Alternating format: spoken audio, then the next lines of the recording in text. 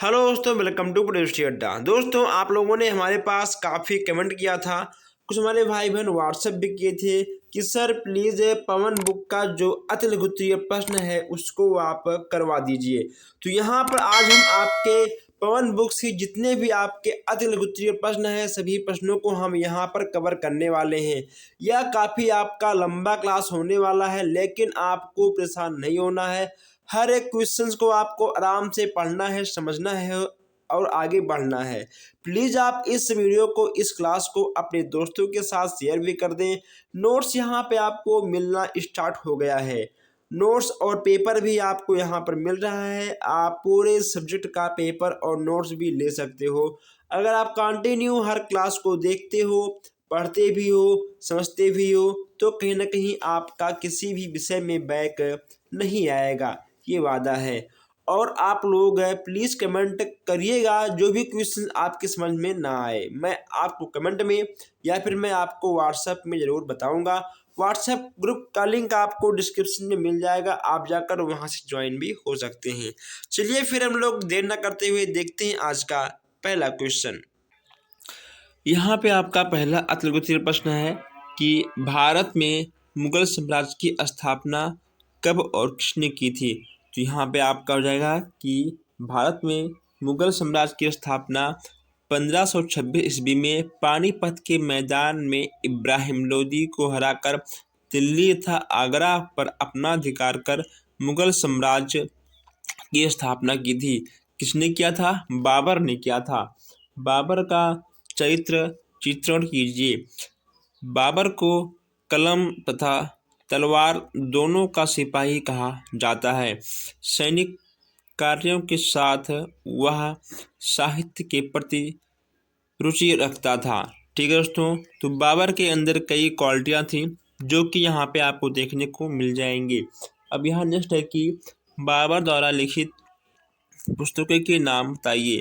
तुर्की भाषा में लिखा गया था तुचुक-ए-बाबरी। दोस्तों, यह क्वेश्चन कई बार आया है, आपको इस क्वेश्चन को नोट करना चाहिए। तुचुक-ए-बाबरी तथा फारसी अनुवाद में बाबर नामा भी लिखा गया है। कभी कहीं पूछ लेगा आपसे कि बाबर नामा किसका है, तो आपका हो जाएगा बाबर का है।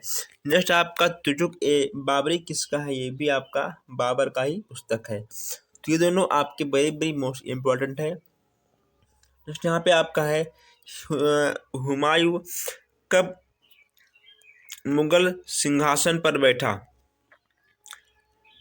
हुमायूं कब मुगल सिंहासन पर बैठा, तो आपको जाएगा 1530 में हुमायूं सिंहासन पर बैठ गया था। शेर शाह दिल्ली का शासक कैसे बना। चौसा के युद्ध में हुमायूं को हराकर शेरशाह 1540 में दिल्ली का शासक बना। कब बना? 1540 में दिल्ली का शासक बना। ठीक है। नेक्स्ट यहाँ पे आपका है कालिजर का युद्ध कब हुआ था। दोस्तों, आपका हुआ था 1545 में। ठीक है। शेरशाह घायल हो गया था उसी युद्ध में, और यह युद्ध हुआ था आपका 1545 में। शेर-ए-मंडल शेरशाह को कहाँ बनाया। शेर-ए-मंडल शेरशाह ने कहाँ बनाया। शेर-ए-मंडल को शेरशाह द्वारा दिल्ली के पुराने किले में बनवाया गया था। अब यहाँ पे सबसे very very most important question है, पानीपत का द्वितीय युद्ध कब हुआ था। 1556 ईस्वी में पानीपत के मैदान में हुमायूं को हराकर अकबर ने आगरा तथा दिल्ली पर अपना अधिकार कर लिया था। कब हुआ था दोस्तों? यह हुआ था आपका 1556 में। ठीक है। नेक्स्ट यहाँ पे आपका है कि अकबर ने साम्राज्य विस्तार हेतु क्या नीति अपनाई। अकबर ने साम्राज्य विस्तार के लिए सीधे संघर्ष करने, वैवाहिक संबंध स्थापित की। देखिए दोस्तों, ये आपका वैवाहिक संबंध ये होता है, जैसे कि मान लो अगर आपका किसी राज्य से झगड़ा चल रहा है, अगर आप विवाह का प्रस्ताव भेजते हो, विवाह कर लेते हो, तो कहीं ना कहीं तो वह रिश्तेदारी में वह चीज़ आ जाएगी और झगड़ा खत्म हो जाएगा। ठीक है। तो दोस्तों, यही वैवाहिक संबंध है, ठीक है दोस्तों, ताकि शादी कर लो आराम से, उसके बाद आपका झगड़ा हो ही ना। नेक्स्ट यहाँ पे आपका है चंदेरी का युद्ध कब और किसके मध्य हुआ था? 29 जनवरी 1528 में बाबर और मेदिनी राय के मध्य में हुआ था, ठीक है। अब यहाँ पे आपका कि बाबर की पुत्री का क्या नाम था? बाबर की पुत्री का क्या नाम था? बाबर की पुत्री का नाम था गुलबदन बेगम, ठीक है। किस मुगल शासक ने आगरा के किले की न्याय की जंजीर लगवाई? आपका जाएगा जहांगीर। ओके दोस्तों, चलिए आगे बढ़ते हैं। नेक्स्ट यहाँ पे आपका है कि ईस्ट इंडिया कंपनी की स्थापना का समय पहला गवर्नर कौन था? तो ईस्ट इंडिया कंपनी की स्थापना के समय पहला गवर्नर था टॉमस स्थिम। नेक्स्ट यहाँ पे आपका है असीमगढ़ का युद्ध कब हुआ था? 1601 में अकबर द्वारा लड़ा गया यह अंतिम युद्ध था, ठीक है। आरामबाग की स्थापना किस शासन ने कराई? बाबर ने आगरा में 1526 में कराई थी। डच महल कहाँ बना था? दोस्तों, डच महल कहाँ बना है? पुर्तगालियों द्वारा निर्मित केरल में 1557 में बना है डच महल।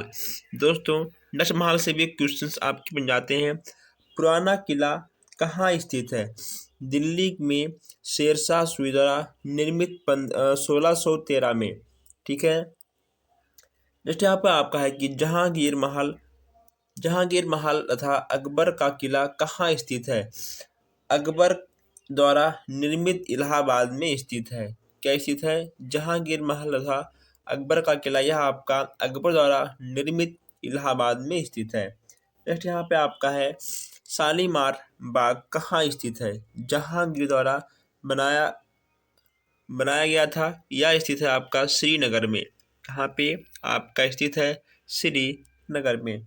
जैसे यहाँ पे आपका है मुगल कालीन दो अति प्रसिद्ध इमारतों के नाम बताइए। अब यहाँ पे आपका जाएगा ताजमहल और आपका जाएगा लाल किला। ओके, तो यह आपका मुगल कालीन के प्रसिद्ध इमारत में आ जाएंगे। मुगल कालीन के प्रमुख बंदरगाहों का वर्णन यहाँ पे आपको तो करना है। लाहौर, सूरत एवं कालीकट मुगल काल के प्रसिद्ध बंदरगाह हैं, ठीक है। लाहौर, सूरत और कालीकट ये आपके तीनों हैं। नेक्स्ट यहाँ पे आपका है कि मनसबदारी, ठीक है दोस्तों, मनसबदारी प्रथा का प्रचलन किस काल में हुआ था? यहाँ पे आपका जाएगा कि मुगल काल में मनसबदारी की प्रथा का प्रचलन हुआ था। कब हुआ था? मुगल काल में हुआ था। दीन ए इलाही नामक धर्म किसने चलाया था? अकबर ने दीन ए इलाही नामक धर्म चलाया था। किसने चलाया था? अकबर ने चलाया था। आइन ए अकबर किसकी रचना है? अबुल फजल द्वारा लिखी हुई रचना है। रामचरितमानस की रचनाकार कौन है? गोस्वामी तुलसीदास जी हैं। नेक्स्ट यहाँ पे आपका है लाल किला का निर्माण किसने कराया था? यहाँ आपका जाएगा शाहजहां ने कराया था। ताजमहल का निर्माण किसने कराया था? तो यहाँ आपको जाएगा शाहजहां अपनी पत्नी मुमताज महल की याद में सफ़ेद संगमरमर से निर्मित ताजमहल की स्थापना की गई थी। नेक्स्ट यहाँ पे आपका है कि हल्दी घाटी का युद्ध किसके मध्य हुआ था? हल्दी घाट का युद्ध 18 जून 1576 ईस्वी में महाराणा प्रताप और अकबर के बीच में हुआ था। दोस्तों, अगर आपने अभी तक चैनल को सब्सक्राइब नहीं किया है तो सब्सक्राइब कर लीजिए और आप लोग एक बार वीडियो को शेयर भी कर दीजिए। नेक्स्ट यहाँ पे आपका दिया गया है कि चांद बीबी कौन थी? दोस्तों, चांद बीबी अहमदनगर की रानी थी। कौन थी चांद बीबी? यह आपकी अहमदनगर की रानी थी। नेक्स्ट यहाँ पे आपका है सफ़ेदपुर सिकरी के किले का निर्माण किसने कराया था? सफ़ेदपुर सिकरी किले का निर्माण अकबर ने कराया था। नेक्स्ट यहाँ पे आपका है जहांगीर ने खुर्रम को कौन सी उपाधि दी थी और क्यों? दक्षिण भारत में अहमदनगर विजय के उपरांत जहांगीर ने खुर्रम को शाहजहां की उपाधि दी थी। ओके दोस्तों, खुर्रम को शाहजहां की उपाधि मिल गई थी जब वो अहमदनगर पर विजय प्राप्त किए थे। सर टॉमस कौन थे? सर टॉमस रो कौन थे? सर टॉमस रो ने जहांगीर से भारत में व्यापार करने की आज्ञा प्राप्त की थी। इंग्लैंड के सम्राट के राजदूत थे। दोस्तों, जब जो ये हमारे ईस्ट इंडिया के अधिकारी हैं, जब वो हमारे देश में व्यापार करने के लिए आए थे, व्यापार करते करते वो इंडिया को समझ चुके थे कि आखिर यहाँ पर फूट डालो राज करो वाला काम हो जाएगा। ठीक है दोस्तों, इसीलिए जब एक लोग आए उसके बाद दोस्तों एक से अनेक लोग आ गए और धीरे धीरे अपना देश गुलाम हो गया था। मुगल कालीन 4 साहित्य के नाम बताइए। अब यहाँ पे आपको मुगल कालीन के 4 साहित्यकारों के नाम बताना है। पहला आपका होगा पंडित जगन्नाथ, अबुल फजल तुलसीदास तथा गुलबदन बेगम। नेक्स्ट यहाँ पे आपका है कि मुगल कालीन स्थापन कला की 3 विशेषताएं लिखिए। यहाँ पे आपको 3 विशेषताएं मिल जाएंगी। दोस्तों, यहाँ से भी क्वेश्चंस आपके बन जाते हैं, इसको भी आप लोग नोट कर लीजिएगा। नेक्स्ट यहाँ पे आपका है कि मुगल कालीन 4 संगीतज्ञों का नाम यहाँ पे आपको देना है। दोस्तों, आप लोगों ने तानसेन का नाम तो सुना होगा, हरिदास का नाम आप लोगों ने भी सुना होगा, लाल खां का नाम आप लोगों ने सुना होगा, उसके बाद अब्दुल हकीम खाना का नाम आप लोगों ने सुना होगा। ये आपके 4 हो जाएंगे। नेक्स्ट यहाँ पे आपका है कि शिवाजी के अष्टप्रधान में प्रधान पद का क्या नाम था? यहाँ पे आपको जाएगा कि शिवाजी के अष्टप्रधान में प्रधान पद का नाम था वेदांत। क्या था? वेदांत था। शिवाजी की माता का नाम क्या था? जीजाबाई। शिवाजी का राज अभिषेक कब हुआ था? इनका हुआ था 1674 में। शिवाजी की किन्हीं 2 विजयों के नाम लिखिए। दोस्तों, रायगढ़ और कोकण। ठीक है, चलिए नेक्स्ट यहाँ पे आपका है कि हाँ देखिए दोस्तों, यहाँ पे आपको इतना ठीक है लिख लेना है। ये जो आपको यहाँ पर दिख रहे हैं शिवाजी के संबंधित सभी चीज़ें, इसको आपको लिख लेना है। ठीक है, नेक्स्ट यहाँ पे आपका है कि पुरंदर की संधि के 2 शर्तों के नाम बताइए। अब यहाँ पे दोस्तों, यहाँ पे आपका पहला जाएगा कि बीजापुर युद्ध में शाही सेना की सहायता करना, उसके बाद 23 किलो बादशाहों को देना। ये पुरंदर की संधि थे। नेक्स्ट यहाँ पे आपका है कि शाइस्ता खां कौन थे? औरंगजेब की माता था, दक्षिण का सूबेदार था। नेक्स्ट यहाँ पर आपका है कि अफजल खां कौन था? अफजल खां औरंगजेब का सेनापति था। कौन था वह? अफजल खां औरंगजेब के सेनापति थे। आइए अभी हम आगे देखते हैं। पानीपत का तृतीय युद्ध कब हुआ था? पानीपत का तृतीय युद्ध आपका हुआ था 1761 में। ठीक है दोस्तों, शाहजहां का शासनकाल कब और कब से कब तक रहा? तो शाहजहां का शासनकाल आपका था 1628 से लेकर 1658 तक। औरंगजेब का शासनकाल कब से कब तक रहा? औरंगजेब का शासनकाल आपका रहा 1658 से 1707 के बीच में।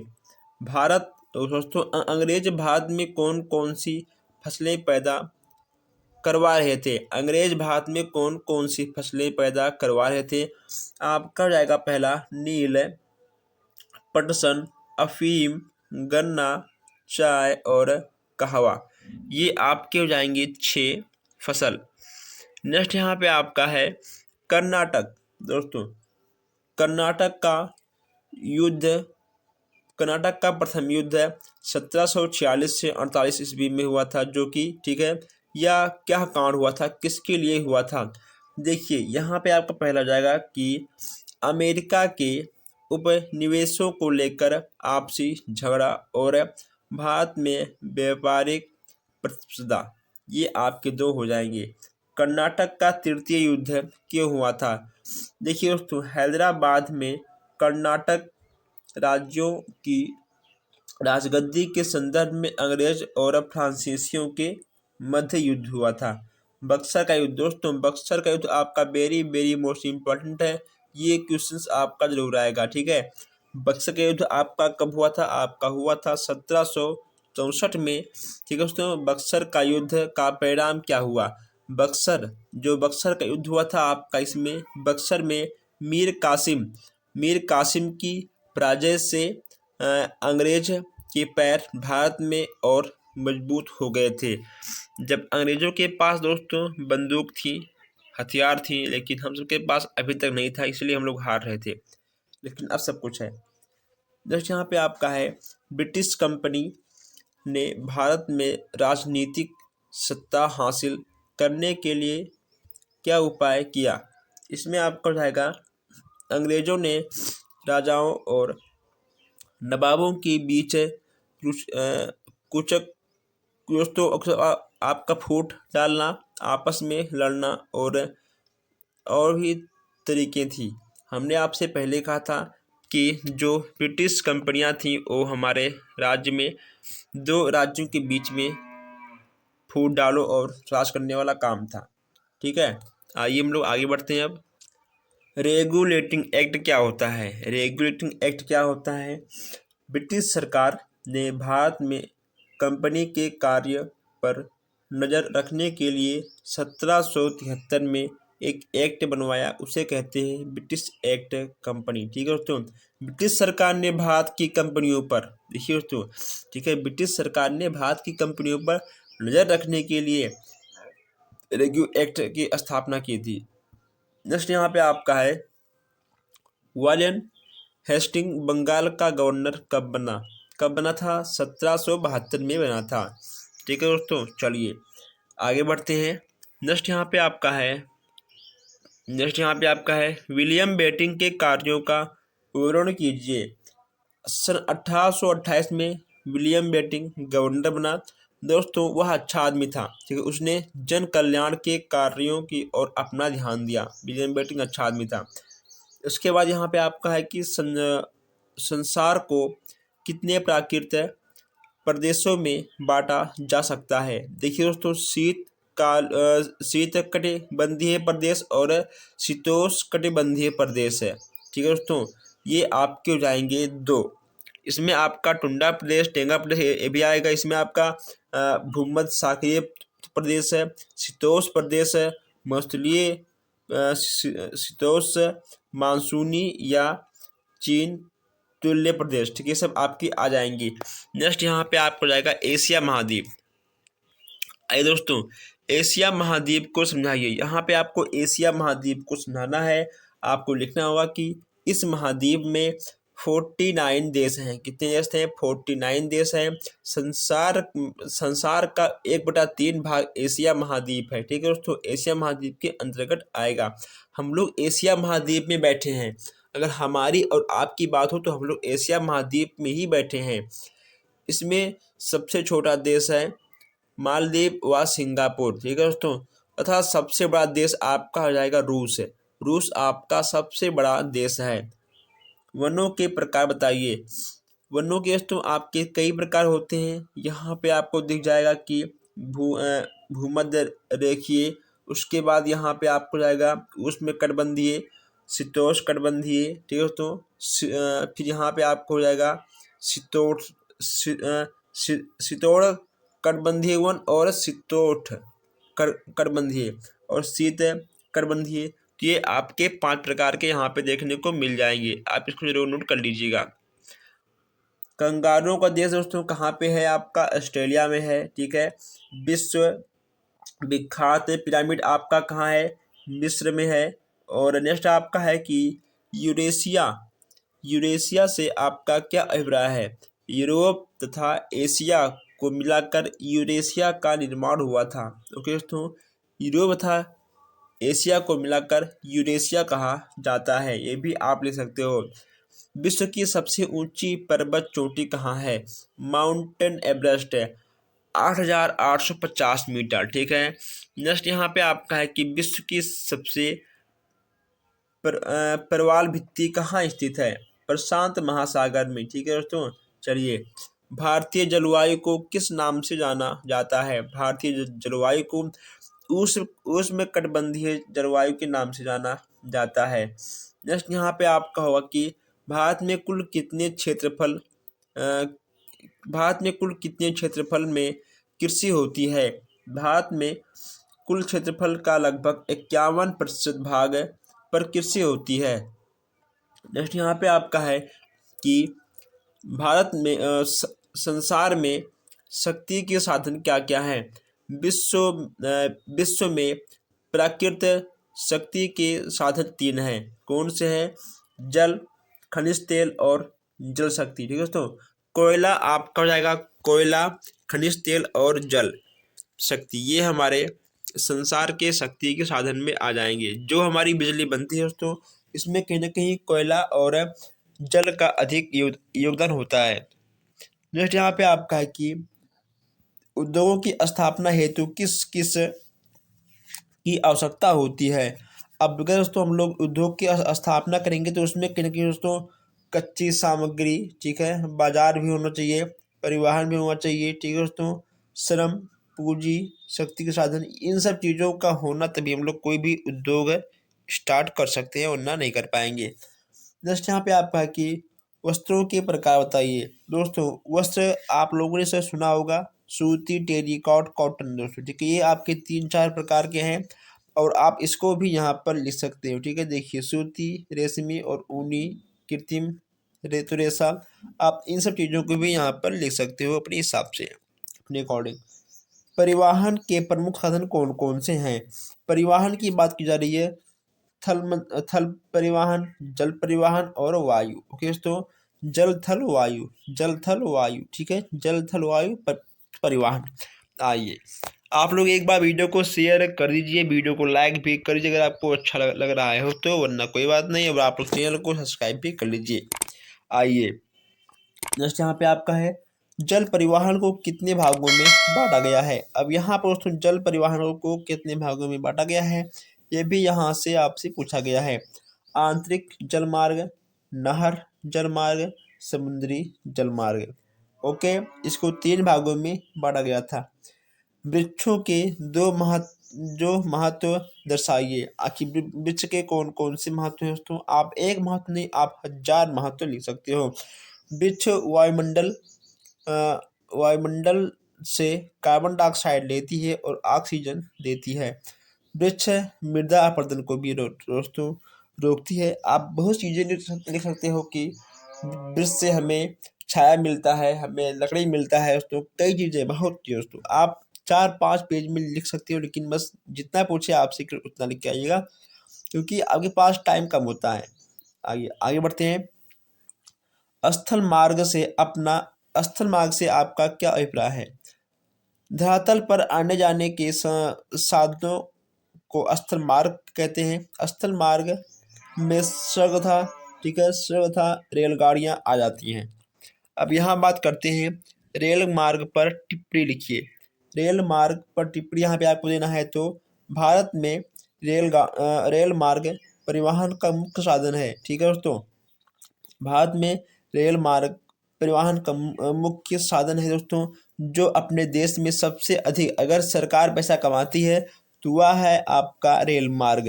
ठीक है, वर्तमान में भारतीय रेल मार्ग की लंबाई कितनी थी दोस्तों? वर्तमान में आपका है 63,465 किलोमीटर। ठीक है, नेक्स्ट यहाँ पे आपका है कि जल मार्ग से आपका क्या अभिप्राय है, समझाइए। जल मार्ग से आपका क्या अभिप्राय है, आपको यहाँ पर समझाना है। दोस्तों यह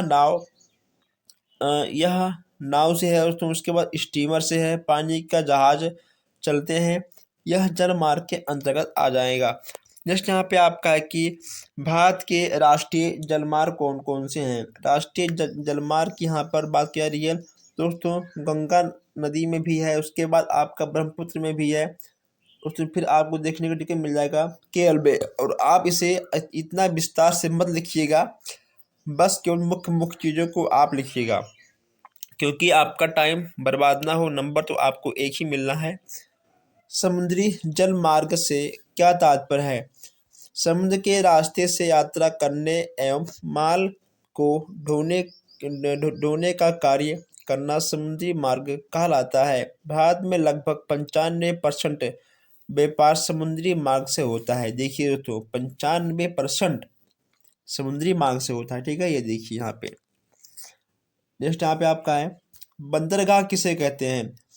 समुद्र का कटा पटा सुरक्षित स्थान जहां पर पानी के जहाज आकर खड़े होते हैं और यात्री व माल उतार चढ़ाव करते हैं, वह आपका बंदरगाह के अंतर्गत आ जाएगा। कृषि से आपका क्या अभिप्राय है? दोस्तों, कृषि कई प्रकार के होते हैं। इसके अंदर आपका दोस्तों फसल तो आएगा ही। ठीक है दोस्तों, पशुपालन, मुर्गी पालन, मधुमक्खी पालन, रेशम पालन, ओके दोस्तों, बागवानी, उसके बाद आपका मछली पालन, ठीक है, जिसको बोलते हैं मत्स्य पालन, ये सब आपकी कृषि के अंतर्गत आ जाएंगे। यहाँ पे आपका है नेक्स्ट, खाद्यान्न फसलें कौन कौन सी हैं? गेहूँ, चावल, जौ, चना, मटर, दाल, ज्वार, बाजरा, ये सब आपकी खाद्यान्न फसल के अंतर्गत आ जाएंगी। नकदी फसल के अंतर्गत आपका कौन सा आएगा? गन्ना, कपास, जूट, तिलहन, तंबाकू, ओके दोस्तों, आपका औषधियों का पेड़, सब आपके नकदी में आ जाएंगी। देखिए दोस्तों, आपका एक ये वेरी वेरी मोस्ट इम्पॉर्टेंट, ठीक है, आपका एक ये वेरी वेरी मोस्ट इम्पॉर्टेंट, ये भी इसमें को आपका वेरी वेरी मोस्ट इम्पॉर्टेंट है। पेय एवं बागवानी फसलें कौन सी है? दोस्तों, जिसको हम लोग खांसी जुकाम में पीते हैं, इसे आपको चाय, कहवा दोस्तों, ठीक है, उसके बाद रबड़ और गर्म मसाले, ये सब आपकी पेय और बागवानी में आ जाएंगी। ठीक है दोस्तों, चलिए अब यहाँ मैं आपको थोड़ा कंफर्म कर दूँ दोस्तों, ये ठीक है आपकी आएंगी पेय पेय फसल में, ये आपकी आएंगी ठीक है बागवानी फसल में। आइए आगे बढ़ते हैं। जस्ट यहाँ पे आपका है रबी की फसलों का, यहाँ पे आपको बताना है कि दोस्तों रबी की फसलों के बारे में यहाँ पे आपको बताना है। रबी का फसल की बात करें तो वह सर्दी में आरंभ होता है। ठीक है, तो सर्दी में उसकी बुआई होती है और गर्मी के महीने में कटाई होती है। जैसे कि आपका हो गया गेहूँ, चना, जौ, मटर, सरसों, ठीक है दोस्तों, राई, ये सब आपके रबी की हो जाएंगे।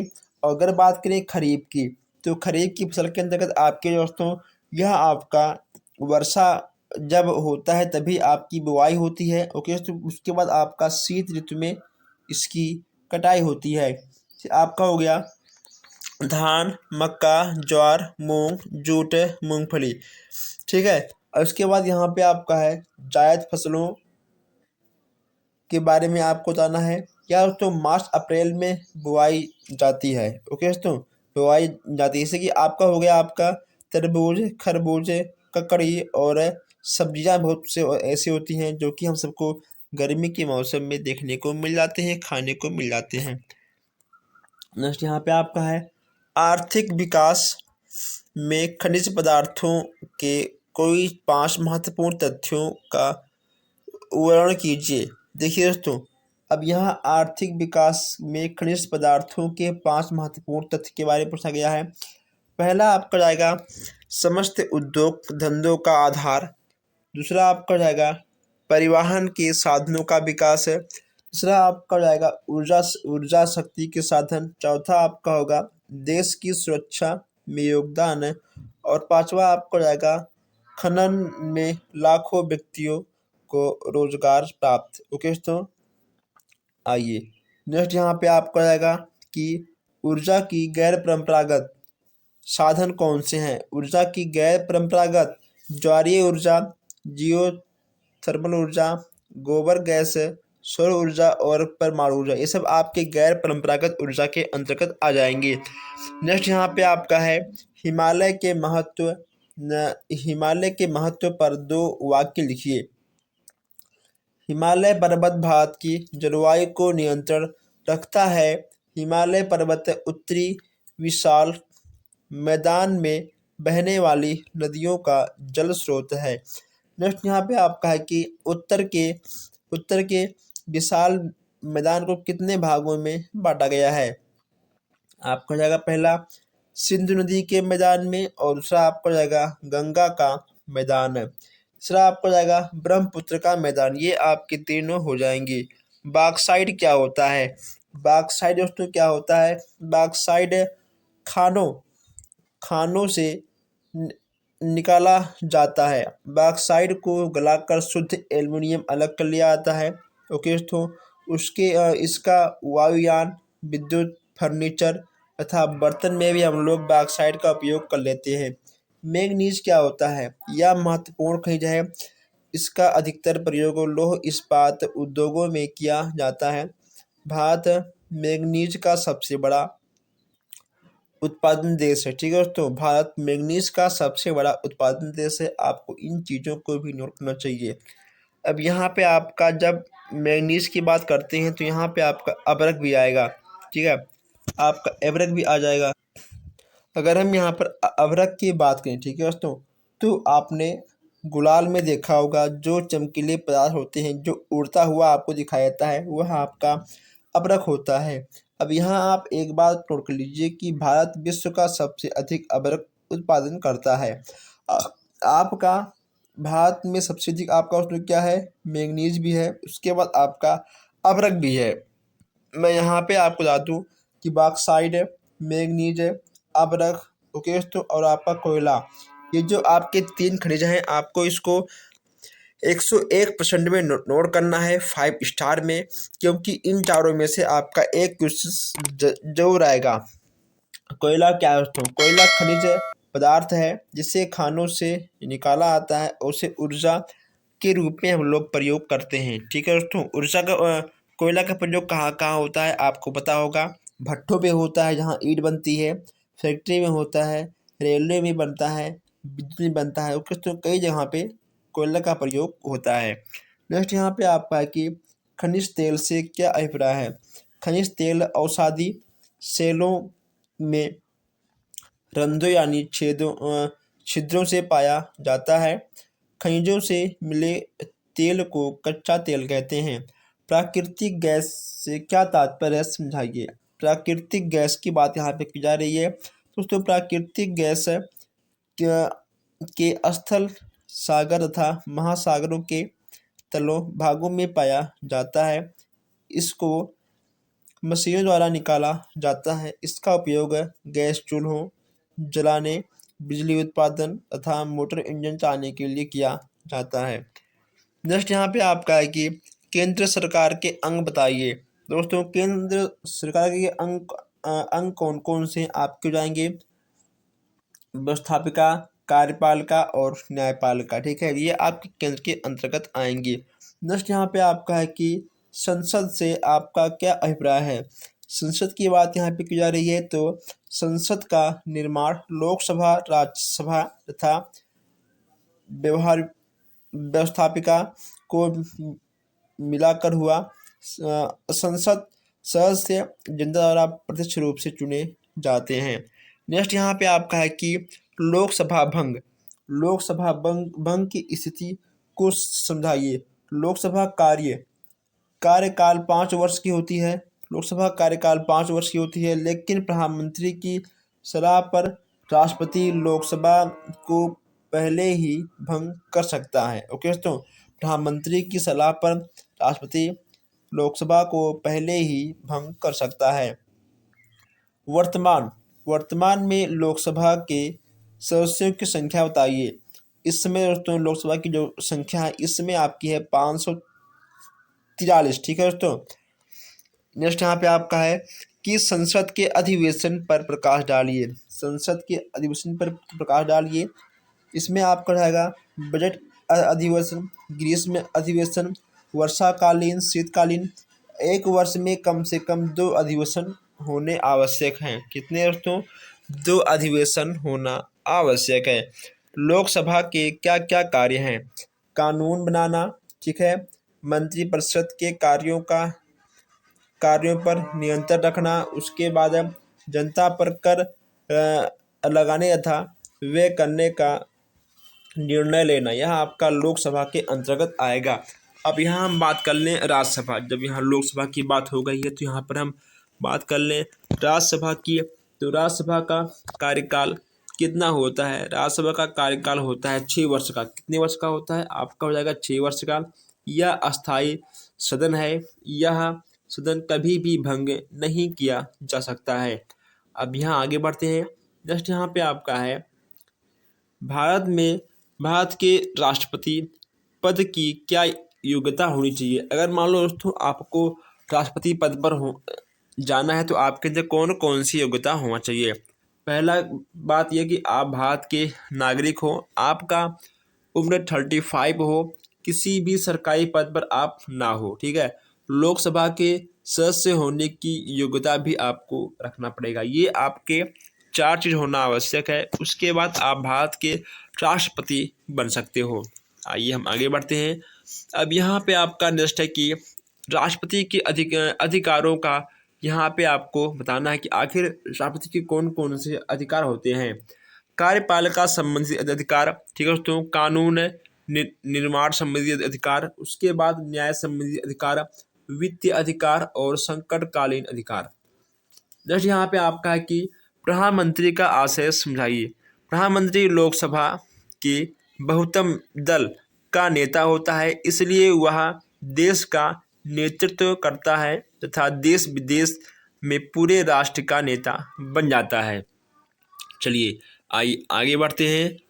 नेक्स्ट यहाँ पे आपका है कि एक न्यायाधीश की योग्यता बताइए।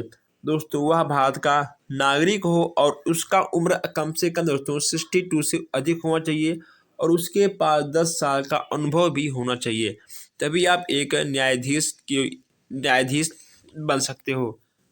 कर कितने प्रकार के होते हैं? दोस्तों कर 2 प्रकार के होते हैं, प्रत्यक्ष कर और अप्रत्यक्ष कर, ठीक है। ये आपके हो गए कर 2 प्रकार के होते हैं। जस्ट यहाँ पे आपका है कि भारत की 12वीं योजना का कार्यकाल स्पष्ट करिए। भारत की पंचवर्षीय योजना का कार्यकाल वर्ष 2012 से 17 तक की गई थी। ओके तो 12वीं पंचवर्षीय योजना 12 से 17 तक की गई थी। जैसे यहाँ पे आपका है भारत में मुगल वंश की नींव किस शासन ने रखी थी? बाबर ने तो रखी थी। चौसा का युद्ध किसके मध्य हुआ था? हुमायूं और शेरशाह के मध्य हुआ था। उसके बाद यहाँ पे आपका है कि शेरशाह के बचपन का नाम क्या था? शेरशाह के बचपन का नाम था फरीद। ये भी आपका क्वेश्चन आ सकता है, देखिए ऐसे क्वेश्चन आपके आए हुए हैं। उसके बाद यहाँ पे जस्ट आपका है कि अकबर के कार्य में अमील का क्या कार्य था? राजस्व वसूली करना, या इनका मुख्य कार्य था। जस्ट यहाँ पे आपका है कि जहांगीर द्वारा लिखी गई आत्मकथा का नाम क्या है? तुझके जहांगीर, ठीक है। तुझके जहांगीर आपका हो जाएगा। नेक्स्ट यहाँ पे आपका है कि दीवान ए खास तथा दीवान ए आम किस शासक द्वारा बनाई गई थी? आपका हो जाएगा शाहजहां। नेक्स्ट यहाँ पे आपका है कि निम्नलिखित में से धात्विक पदार्थों को बनाकर लिखिए। अब दोस्तों यहाँ पे आपका धात्विक पदार्थ कौन कौन से हैं? कोयला, गंधक, अभ्रक, तांबा, सोना, लोहा। इनमें से आपका कौन सा होगा?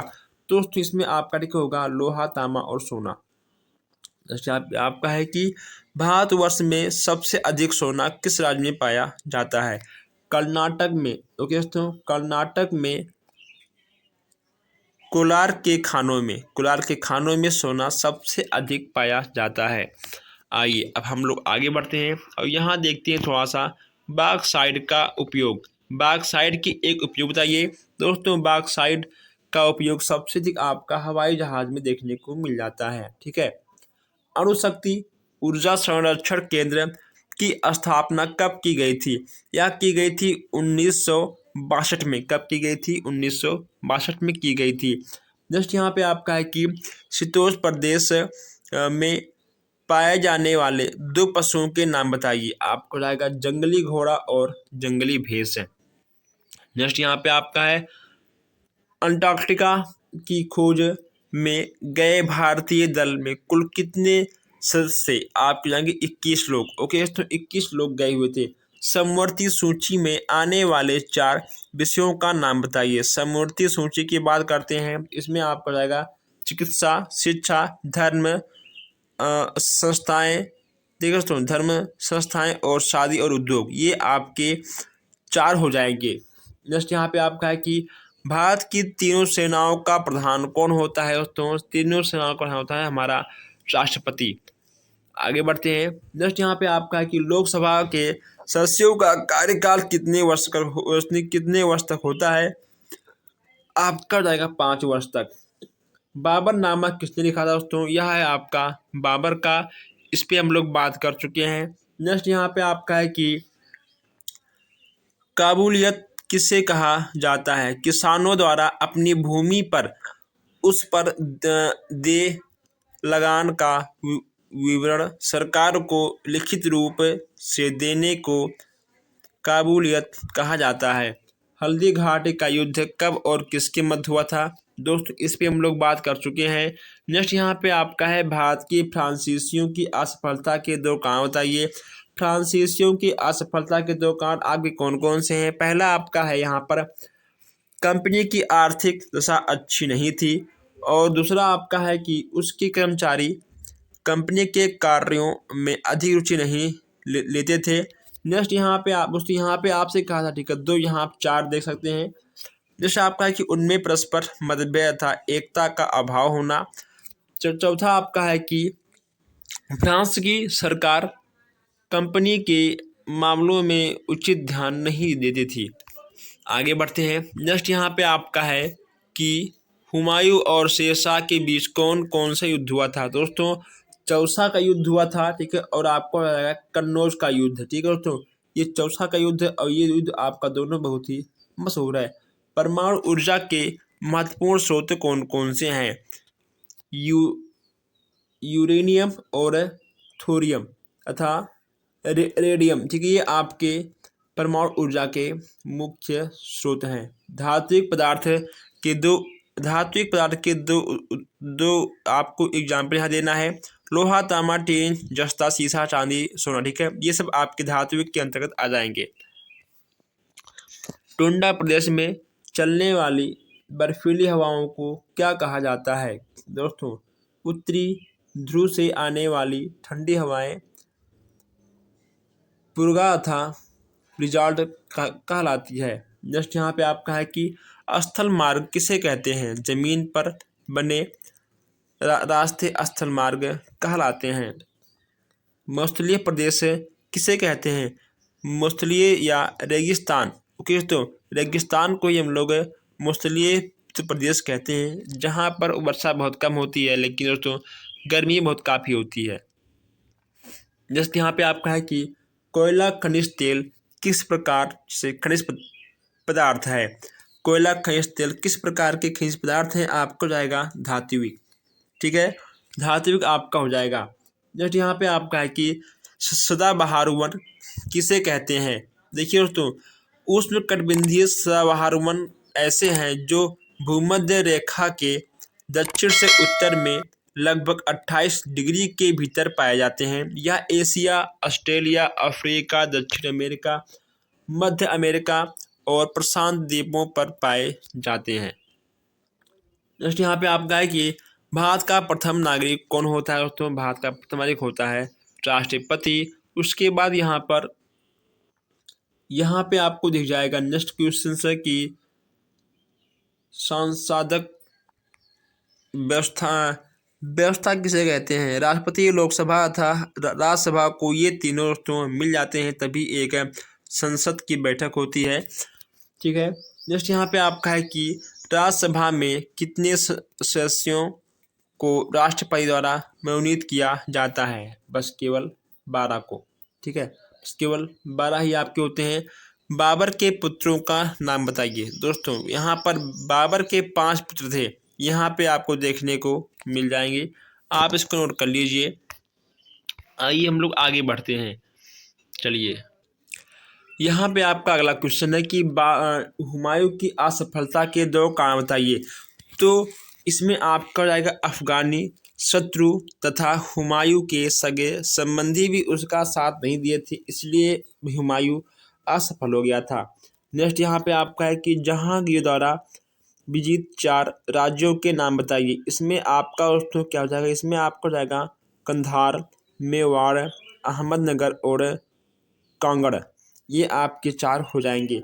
नेक्स्ट यहाँ पे आपका है कि औरंगजेब ने दक्षिण भारत में किन राज्यों पर आक्रमण किया था। इसमें आपका हो जाएगा बीजापुर और गोलकुंडा। बीजापुर और गोलकुंडा आपके हो जाएंगे।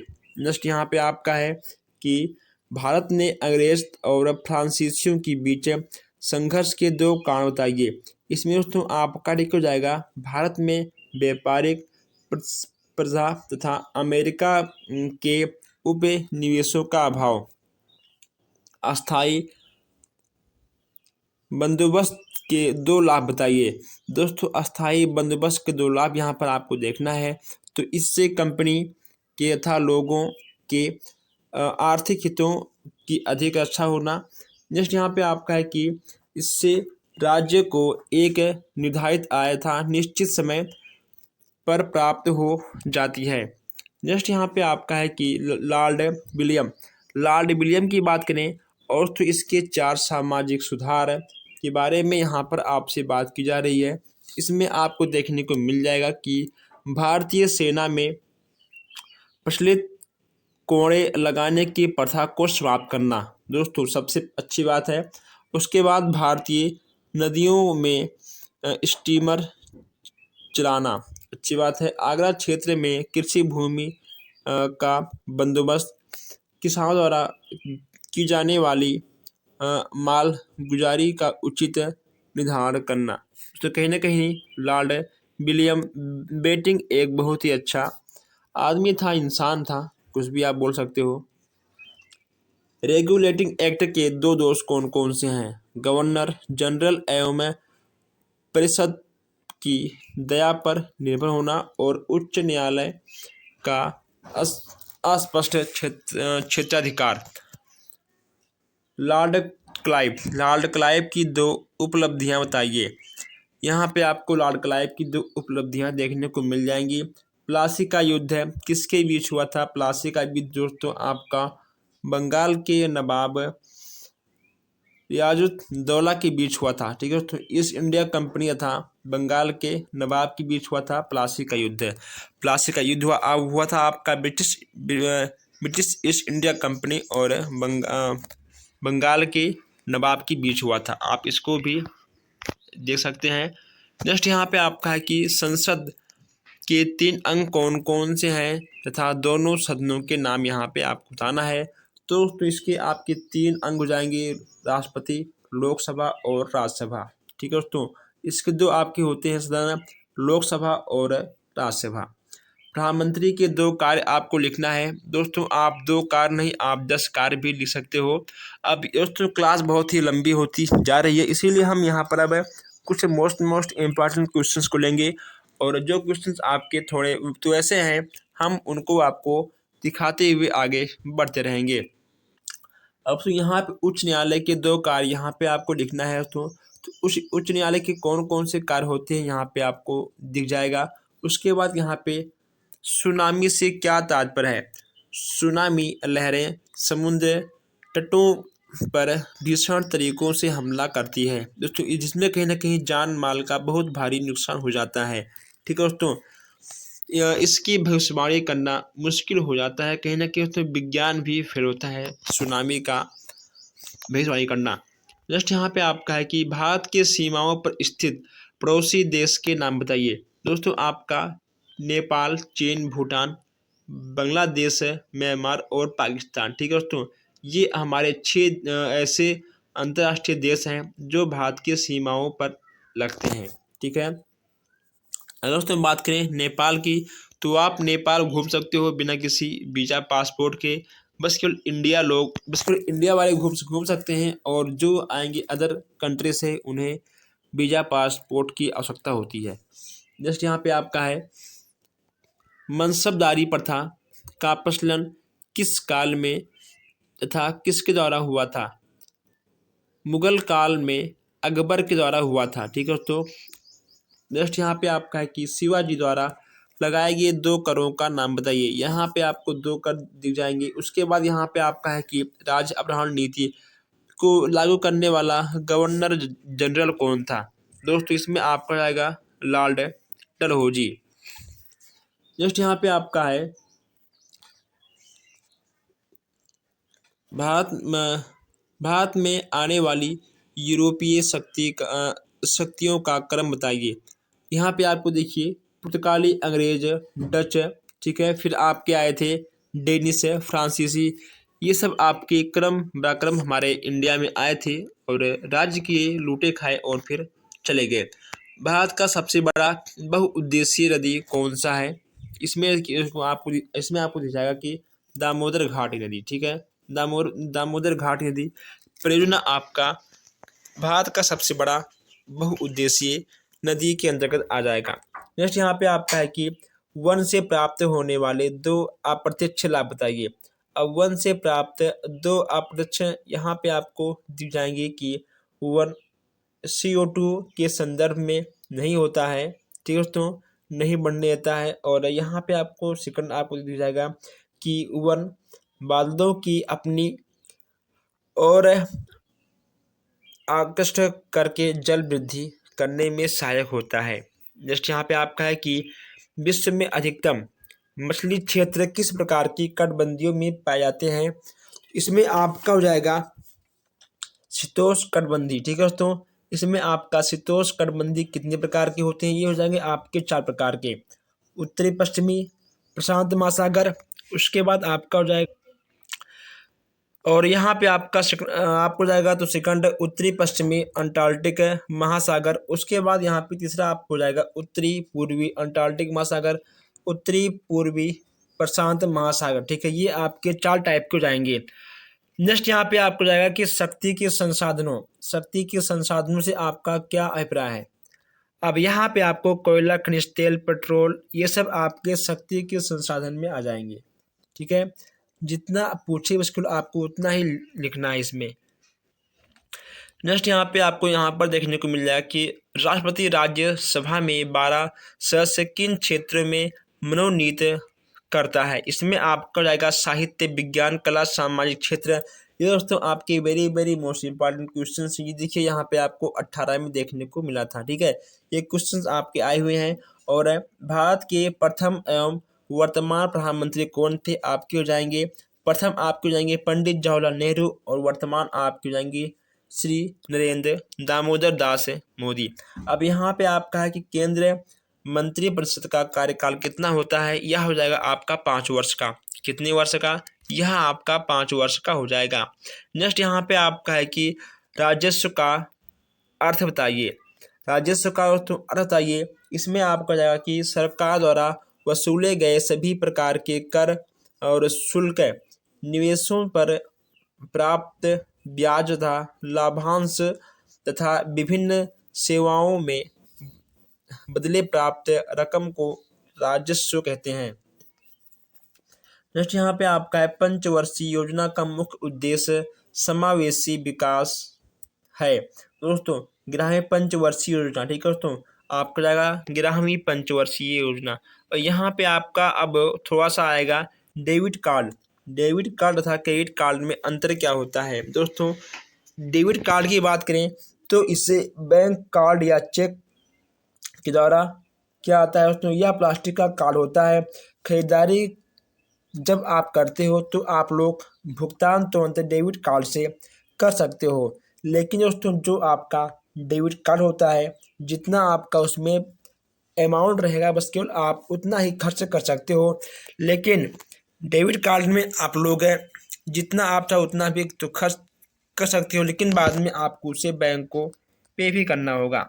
अब यहाँ पे आपका कुछ क्वेश्चंस हैं भारत के संचार के 2 संसाधन के बारे में। तो यहाँ पे आपसे कहा गया है 2, लेकिन यहाँ पे आपको 4 से 5 मिल जाएंगे। रेडियो, टेलीविज़न, टेलीफोन, मोबाइल, ठीक है। ये चीज़ें आपके आ जाएंगे संसाधन में। आप इसको बहुत ही आराम से लिख पाओगे। इसमें हम क्या आपको बताएं, दोस्तों इस पर भी हम बात तो कर चुके हैं और इन सब चीज़ों पे हम बात आगे तो कर चुके हैं। इन सब पर बार बार बात करने से कोई इफेक्ट नहीं पड़ने वाला दोस्तों, ठीक है। चलिए आगे बढ़ते हैं। आप लोग इन सब क्वेश्चंस को आगे भी पढ़ चुके हो, और जो क्वेश्चंस हम यहाँ पर पढ़ चुके हैं उस क्वेश्चंस को हम यहाँ पर रिपीट नहीं करेंगे, बस केवल आपका यहाँ पर टाइम ही तो खराब होगा। शीतोष्ण प्रदेश में पाए जाने वाले 2 पशुओं के नाम बताइए। जैसे कि आपके जाएंगे दरियाई घोड़ा, मगरमच्छ, ठीक है, घड़ियाल, आपके जाएंगे जंगली भैंस। नेक्स्ट यहाँ पे आपका है कि 2 शक्ति के साधनों के नाम बताइए। पहला आपका होगा विद्युत संसाधन और दूसरा आपका होगा जल, ठीक है। इस पर भी हम लोग बात कर चुके हैं। और विश्व के प्रमुख 3 नहर कौन कौन से हैं, इसमें भी देखिए श्वेत नहर, ठीक है, पनामा और कील नहर, ये आपकी 3 हो जाएंगे। उसके बाद यहाँ पे आपको कुछ और दिख जाएंगे दोस्तों। जो क्वेश्चंस आपको यहाँ पर दिख रहे हैं, आप इन सब क्वेश्चंस को नोट करते हुए आगे बढ़िए। और बैंकिंग प्रणाली के लाभ, आप लोग लाभ दोस्तों आप लोग लिख सकते हो। और हम लोग शिवाजी के तो बारे में आगे बात कर चुके हैं। उसके बाद 1857 की क्रांति किस मुगल शासन के समय हुआ था, इसमें आपको जाएगा बहादुर शाह जफर, ठीक है।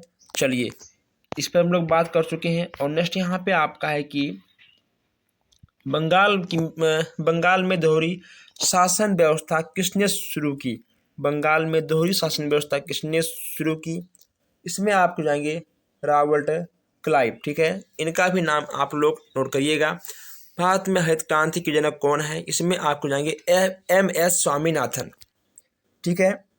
ये क्वेश्चन आपका 4 से 5 बार आया हुआ है, MS स्वामीनाथन। रेल मार्ग दोस्तों, स्थल मार्ग की बात करें, ये भी आपको यहाँ पर पता है, रेल और बस है। उसके बाद सौर ऊर्जा के बारे में आप लोग दोस्तों बहुत कुछ लिख पाओगे कि आखिर हम लोग इसे किस किस यूज में करते हैं, ठीक है। चलिए जो चीज़ें आसान हैं उन चीज़ों को हम आपके ऊपर छोड़ रहे हैं, आप लोग उसको लिखोगे। उसके बाद मजबूती के आधार पर लोह धातु को कितने प्रकार हैं दोस्तों, इसमें आपको देखने को मिल जाएंगे 4 प्रकार से। कितने दोस्तों, लोहा आपका मजबूती के आधार पर 4 प्रकार से आपका सबसे मजबूत हो जाएगा।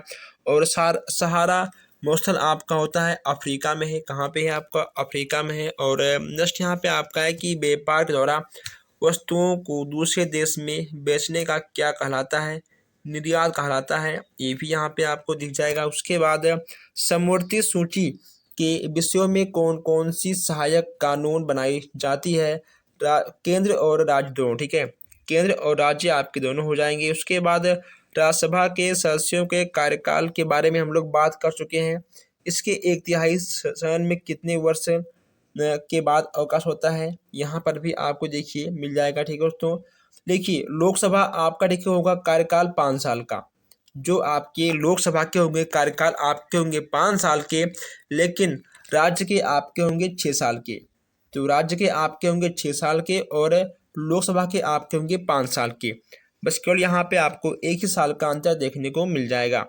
नेक्स्ट यहाँ पे आपका है कि भारतीय सदन किससे मिलकर बनता है, आपको पता ही है, लोकसभा, राज्यसभा और राष्ट्रपति से मिलकर बनता है। और भारत में प्रथम पंचवर्षीय योजना कब प्रारंभ हुआ, यह होगा आपका 8 दिसंबर 1991। कब हुआ था आपका हो जाएगा 8 दिसंबर 1991। तो दोस्तों यहाँ पर हम लोगों ने आज कम से कम 200 प्लस प्रश्न देखे हैं। और हम आपको बता दें कि अगर आपको किसी भी क्वेश्चन में कोई भी डाउट हो तो आप बेशक कमेंट कर हमसे पूछ सकते हैं। और आप लोग इस वीडियो को अपने दोस्तों तक जरूर शेयर करिएगा। और हम मिलते हैं फिर आपसे नेक्स्ट क्लास में, नेक्स्ट अपडेट में। धन्यवाद।